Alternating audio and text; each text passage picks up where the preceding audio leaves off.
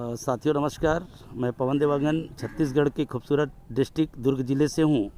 Dhamdha block के अंतर्गत एक छोटा सा गांव है ग्राम बराहपुर, वहाँ मैंने जन्म लिया और मेरी प्राइमरी मिडिल तक की शिक्षा इस छोटे से गांव में हुई। उस समय हाई स्कूल नहीं हुआ करता था और आज के समय में वहाँ हायर स्कूल हो चुका है।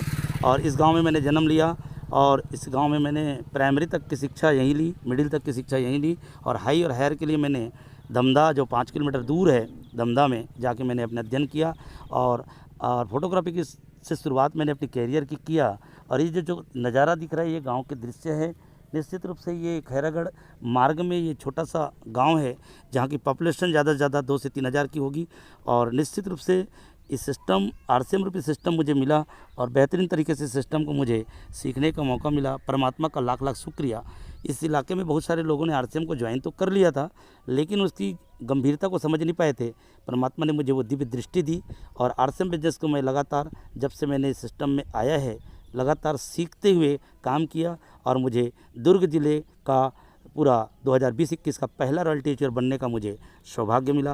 मैं शुक्र है परमात्मा का, मुझे परमात्मा ने इसके लिए चुना है तो मैं जन जन तक इस खुशखबरी को पहुंचाने में मैं अपनी रोल अदा करूंगा। स्वास्थ्य की दिशा में बेहतर काम करने का मुझे मौका मिला है। न्यूट्रीचार्ज ब्रांड की वजह से मुझे जो है गोवा भी घूमने का मौका मिला। गोवा जिसका नाम हमने किताबों में देखे थे, सुने थे, पढ़े थे और आज मुझे मुंबई, गोवा ये सब घूमने का मौका मिला। ये मेरे पुराने गांव का दृश्य है जहां पर मेरा जन्म हुआ।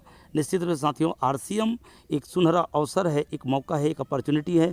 इसकी गंभीरता को समझते हुए इस प्रोडक्ट का इस्तेमाल करके आप भी अपने जीवन को दिव्य बनाने की दिशा में आगे बढ़ सकते हैं। मेरी शुभकामना आप सभी के साथ है। हिंदुस्तान के एक घर में आर्थिक आज़ादी आए ये मेरी चाहत है और इस बिज़नेस का, इस सिस्टम का उद्देश्य है।